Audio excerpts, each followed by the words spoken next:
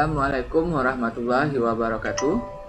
Berjumpa kembali pada video pembelajaran kali ini. Kita akan melanjutkan materi yang sebelumnya tentang materi. Sekarang kita masuk pada klasifikasi materi. Baik, langsung saja kita mulai.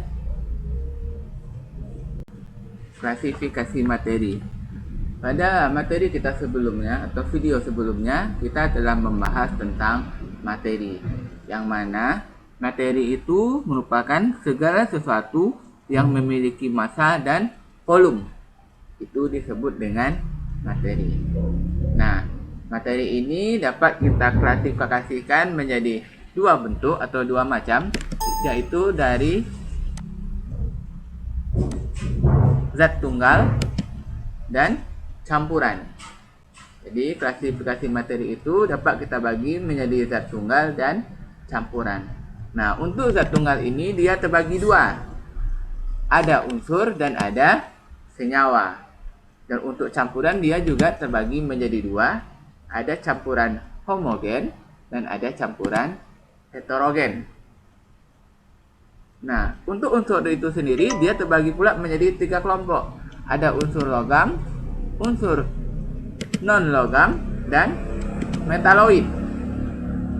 Kemudian untuk senyawa dia dikenal dengan adanya rumus kimia, kemudian adanya molekul senyawa, sifat senyawa, dan tata nama senyawa. Nah, untuk campuran tadi ada campuran homogen dan campuran heterogen. Nah, di dalam heterogen juga dikenal istilah suspensi dan koloid. Nah, baik, sekarang kita bahas satu-satu dari zat tunggal. Yang pertama kita bahas tentang unsur.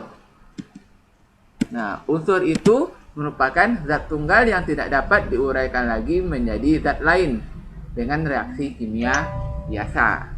Jadi dia tidak dapat diuraikan lagi menjadi zat lain dengan reaksi kimia biasa.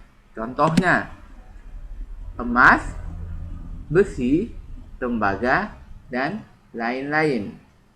Jadi dalam unsur ini dia dalam memudahkan dalam mengingat dia bisa disingkatkan seperti besi itu dia berasal dari Fe singkatannya, atau nama latinnya adalah ferrum. Nah, itu dia singkatan untuk unsur. Dan yang pertama, unsur itu dia terbagi menjadi tiga macam. Ada disebut dengan unsur logam. Nah, untuk unsur logam ini adalah unsur yang mempunyai sifat yang pertama dia mengkilap jika digosok. Jadi untuk logam itu dia akan mengkilap jika digosok. Kemudian dia bersifat konduktor atau penghantar listrik yang baik. Jadi logam itu dia bersifat konduktor atau penghantar listrik yang baik. Nah, selain itu dia juga dapat ditempa dan direnggangkan. Jadi logam itu dia dapat ditempa dan direnggangkan. Nah, wujudnya padat, kecuali untuk air raksa. Nah, contohnya untuk logam ini, contohnya misalnya krom atau Cr.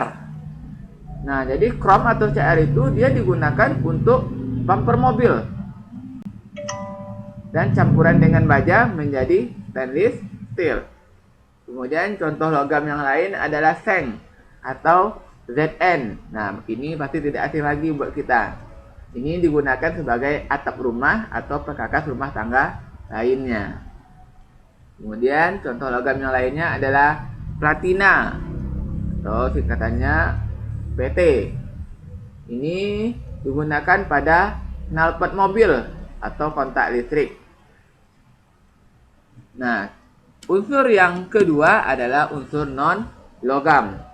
Nah, untuk unsur non-logam ini dia memiliki sifatnya dia tidak mengkilap. Non-logam itu dia sifatnya tidak mengkilap. Kemudian yang kedua dia bersifat isolator atau penghantar yang buruk. Jadi dia bersifat isolator atau penghantar listrik yang buruk. Kemudian yang ketiga dia tidak dapat ditempa. Jadi dia sifatnya rapuh, mudah patah. Nah, untuk non logam ini dia wujudnya ada yang padat, ada yang cair, dan gas. Contohnya untuk yang non logam, ya contohnya yang pertama adalah fluor atau F. Nah, ini merupakan senyawa fluorid yang dicampur dengan pasta gigi. Jadi dia berfungsi untuk menguatkan gigi. Kemudian contoh non logam yang kedua berupa brom atau Br. Ini merupakan senyawa brom yang digunakan sebagai obat penenang saraf. Kemudian ada iodium, lambang unsurnya adalah I. Nah, ini digunakan sebagai antiseptik luka dan tambahan iodium dalam garam dapur. Nah, jadi pembagian unsur yang ketiga adalah metaloid, itu disebut juga dengan semilogam. Dia mempunyai sifatnya. Yang pertama adalah peralihan dari logam ke non-logam. Artinya, dalam unsur metaloid itu terdapat unsur sifat logam maupun sifat non-logam. Kemudian, sifat metaloid yang kedua, dia bersifat semikonduktor. Jadi, dia bersifat semikonduktor. Nah, ini dalam kehidupan sehari, unsur metaloid ini dia terbagi dua, yaitu ada unsur silikon dan germanium. Silikon atau I itu merupakan unsur yang terbanyak di alam kedua setelah oksigen. Jadi unsur terbanyak kedua setelah oksigen. Nah, ini dia digunakan untuk bahan semikonduktor serta bahan untuk membuat gelas dan keramik. Kemudian unsur metaloid yang kedua contohnya germanium atau Ge. Nah, untuk germanium ini dia keberadaannya di alam sangat sedikit. Germanium merupakan bahan semikonduktor. Pada suhu rendah dia berfungsi sebagai isolator dan pada suhu tinggi dia berfungsi sebagai konduktor.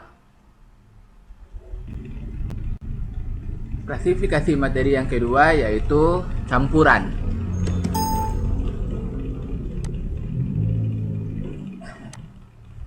Nah, campuran merupakan zat atau materi yang terbentuk dari dua buah zat tunggal atau lebih dengan perbandingan yang tidak tetap tanpa melalui reaksi kimia.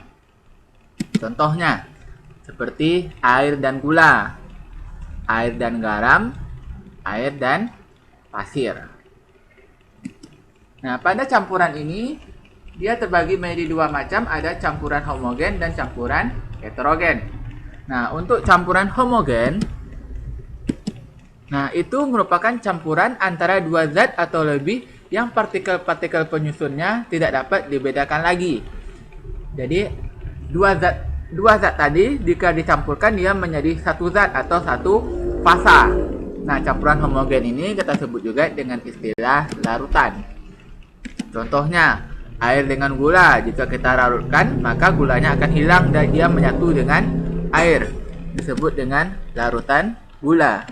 Kemudian air dengan garam kita sebut dengan larutan garam. Nah, campuran yang kedua yaitu campuran heterogen. Nah, ini campuran antara dua zat atau lebih yang partikel-partikel penyusunnya masih dapat dibedakan satu sama lainnya. Jadi dia terdiri dari dua fasa, tidak menyatu. Contohnya seperti air dengan minyak. Jadi dia tidak akan menyatu, dia akan saling tumpang tindih atau dua fasa. Kemudian serbuk besi dengan pasir. Pada campuran heterogen dikenal dua istilah yaitu suspensi. Itu campuran heterogen yang partikel-partikelnya dapat dilihat dengan mata telanjang. Kemudian kolloid yaitu campuran dua macam zat atau lebih yang bersifat antara larutan dan suspensi. Metode pemisahan campuran. Jadi campuran itu dapat kita pisahkan yang pertama dengan cara metodenya penyaringan atau filtrasi. Apa itu? Nah, metode yang digunakan untuk memisahkan cairan dan padatan yang tidak larut dalam cairan. Bagaimana caranya? Itu dengan cara melewatkannya pada saringan berpori. Kemudian metode yang kedua dengan cara pengkristalan atau kristalisasi. Nah, metode ini cara pemisahan campurannya antara zat padat terlarut dalam larutan dengan cara menguapkan pelarutnya. Contohnya, membuat garam dari air laut, membuat gula dari air tebu. Kemudian metode yang ketiga yaitu penyubliman atau sublimasi. Nah, ini cara pemisahan campuran antara zat padat dengan zat padat yang mudah menyublim. Contohnya kapur barus dan kafein.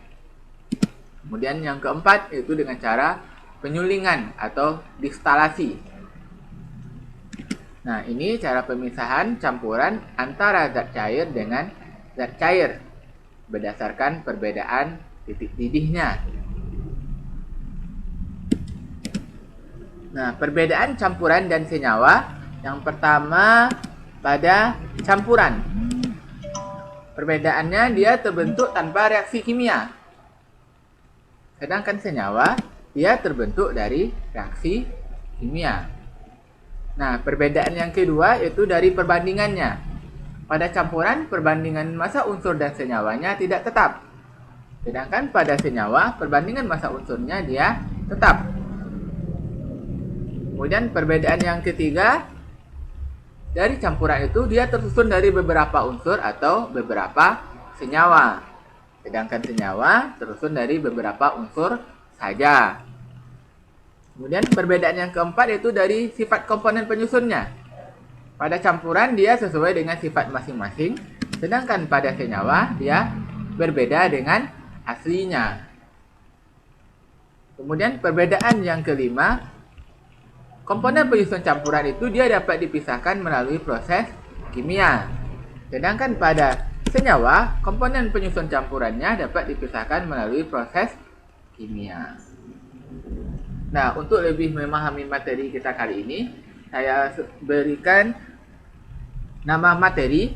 Silakan Anda jawab apakah materi ini termasuk dalam kelompok unsur, senyawa, atau campuran. Nama materinya helium atau He, karbon atau C, nitrogen atau N. Nah, itu termasuk kelompok materi apa? Apakah masuk dalam unsur, campuran, atau senyawa? Silakan Anda jawab dan tulis jawabannya pada bagian komentar. Oke, sekian materi kita kali ini. Semoga bermanfaat. Sampai jumpa pada video selanjutnya. Saya ucapkan terima kasih. Assalamualaikum warahmatullahi wabarakatuh.